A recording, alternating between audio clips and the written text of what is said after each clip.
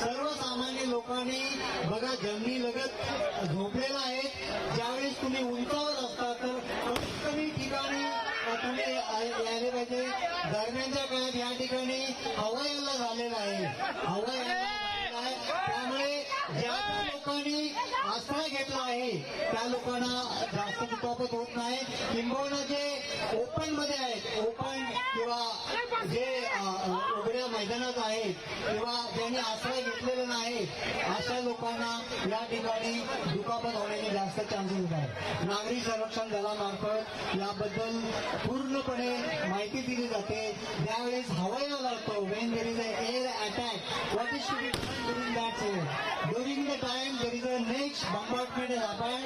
दुसरा बॉम्ब फुटलेला या ठिकाणी आणि दुसरा बॉम्ब या ठिकाणी पडल्यामुळे कदाचित अजून जखमी झाले असतील. एनसीसीच्या विद्यार्थ्यांना विनंती आहे की आपण जागेवर बसून राहायचं आहे, कोणी मध्ये फिरायचं नाहीये. तर दरम्यानच्या काळात हवाईला झालेला आहे. बरेचसे या ठिकाणी लोक अजून आसरा घेत आहेत. जोपर्यंत हवाईलाचा हिरवा संदेश, जोपर्यंत हवाईलाचा ग्रीन सिग्नल दिला जात नाही तोपर्यंत कोणच आसरागृहातून बाहेर येत नाहीये. प्रत्येक जण या ठिकाणी आसरा घेतलेल्या स्थितीमध्येच आहे.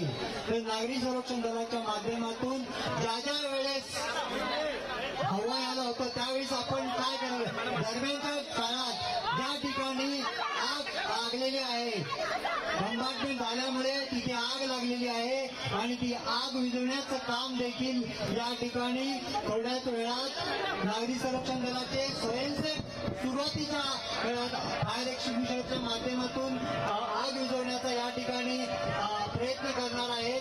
या मैदानाच्या डाव्या साईडला जर आपण बघितलं तर झालेल्या बंबार्टमेंटमुळे त्या ठिकाणी आग लागलेली आहे, मोठी अशी आग लागलेली आहे.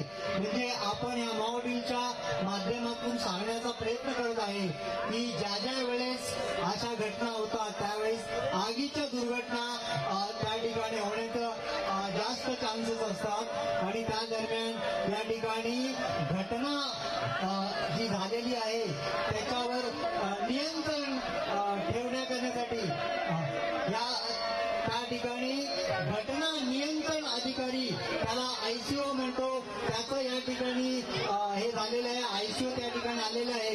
आयसीओ आपल्याबरोबर रेकी पार्टी पण घेऊन आलेलं आहे आणि जेव्हा रेकी पार्टी येते तेव्हा रेकी पार्टीच्या मार्फत नॉर्मली असं समजलं जातं ज्यावेळेस अशा प्रकारचा बंबार्टमेंट होतो त्या ठिकाणी रेडिएशन देखील असण्याची शक्यता आहे. तर या ठिकाणी जे पार्टी आली ती रेकी पार्टी आहे. रेकी पार्टीच्या माध्यमातून या ठिकाणी रेडिएशन झाले की नाही याची चाचपणी केली जाते. कारण बऱ्याच वेळेला डर्टी बॉम्बचा या ठिकाणी वापर केलेला जाऊ शकतो आणि त्याचा रेडिएशनच्या सर्वसामान्य माणसावर त्याचा इफेक्ट होऊ शकतो. म्हणून या ठिकाणी रेकी पार्टी आलेली आहे आणि या ठिकाणी ती एरिया कॉर्डन ऑफ करायचं काम देखील करण्यात येत आहे जेणेकरून कुठलेही इतर सर्वसामान्य लोक त्या ठिकाणी जाणार नाहीये. दरम्यानच्या काळामध्ये आपण जर बघत असाल नागरी संरक्षण दलामध्ये जे प्रशिक्षक स्वयंसेवक आहे ते विविध पद्धतीने लोकांना वाहून नेण्याच्या पद्धतीचा वापर या ठिकाणी करत आहेत. ते 2 हाताची बैठक, 3 हाताची बैठक, 4 हाताची बैठक, ज्यावेळेस एका पायाला माग लागला असेल तेव्हा 4 हाताची बैठक केली जाते. या ठिकाणी घटना आता इन्सिडेंट कंट्रोल ऑफिसर या ठिकाणी त्यांचं आगमन झालेलं आहे आणि आता इन्सिडेंट कंट्रोल ऑफिसर सुरुवातीला त्या 24 क्षेत्राची होता, नागरी संरक्षण पोस्टमध्ये होता, त्याच्या माध्यमातून त्या घटनेवर नियंत्रण करण्यासाठी इन्सिडेंट कंट्रोल ऑफिसर त्या ठिकाणी आलेला आहे आणि त्यांनी आता घटनेवर नियंत्रण करत आहे. दरम्यानच्या काळामध्ये आपण जर वर बघत असाल उंचावर विमोचन होत आहे. मंचाच्या उजव्या साईडला जर आपण बघितलं तर शैकांच्या सहाय्याने जखमी व्यक्तीला कशा प्रकारे खाली आणलं जातं त्याचं एक अत्यंत चांगलं प्रात्यक्षिक तुम्हाला मंचाच्या उजव्या साईडला दोन टाळ्या घ्यायला काहीतरी वाटला कारण हे एक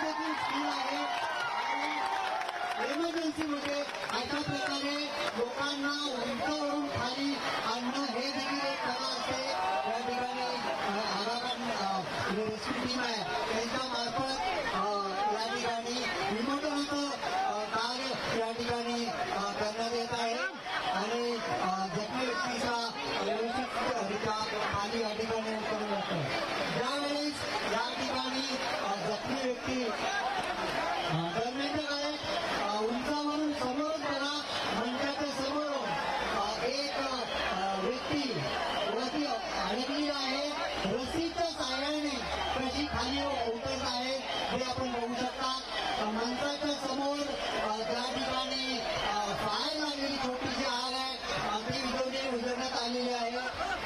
दरम्यानच्या काळात मुंबई फायर ब्रिगेडला कम्युनिकेशन झालं आहे. मुंबई फायर ब्रिगेडचं फायर इंजिन या ठिकाणी आग विझवण्यासाठी आलेलं आहे.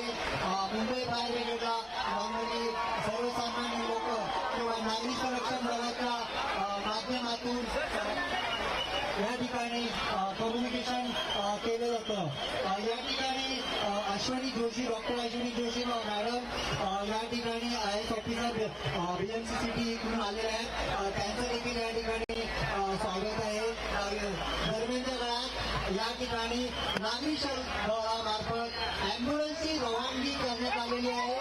Ambulance normally casualty loading point ज्या वेळेस या ठिकाणी घटना होते दुर्घटना होते कॅज्युअलिटीला उचलून कॅज्युअलिटी लोडिंग पॉईंटकडे घेतलं जातं. कधी कॅज्युअलिटी कलेक्टिंग पॉईंट आणि नंतर कॅज्युअलिटी लोडिंग पॉईंट या ठिकाणी कॅज्युअलिटीला घेतलं जातं. कॅज्युअलिटी लोडिंग पॉईंटवरून कॅज्युअलिटीला उचलून नेऊन त्याची रवानगी हॉस्पिटलला करण्यात येते. या ठिकाणी मंचाच्या उजव्या साईडला जो बघितलं कॅज्युअलिटी हॅलो वॉलेंटरनी बसायचं आहे. हॅलो मध्ये कोणी उभं राहायचं नाही आहे.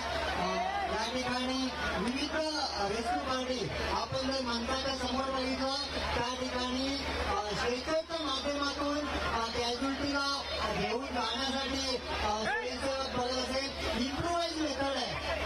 त्या ठिकाणी बऱ्याच वेळा केली जाते. बांबू आणि ब्लँकेट खुर्चीचा उपयोग आहे हळदीचा उपयोग आहे बँडेजचा उपयोग आहे. दोन शर्ट एकत्र करून देखील त्या ठिकाणी कॅज्युअलिटीला उचलून घेण्याचा या ठिकाणी प्रयत्न केला जातो. दरम्यानच्या काळात समोरच बिल्डिंगच्या समोर बघितलं संस्थेच्या समोर बघितलं एक कॅज्युअलिटी जी आहे ते एक व्यक्ती आहे ती स्वतःच विमोचन उंचावरून करत आहे.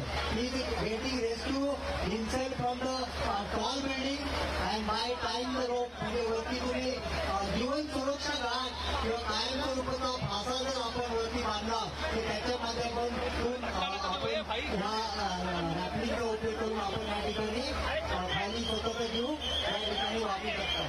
दरम्यानच्या काळामध्ये अँब्युलन्स मार्फत जे कॅज्युअलिटी आहे त्यांना हॉस्पिटलमध्ये याची रवानगी करण्यात आलेली आहे. दरम्यानच्या काळात ICUचं सगळीकडे इन्सिडेंट कंट्रोल ऑफिसर घटना नियंत्रण अधिकारी आहे तो ह्या घटनेवर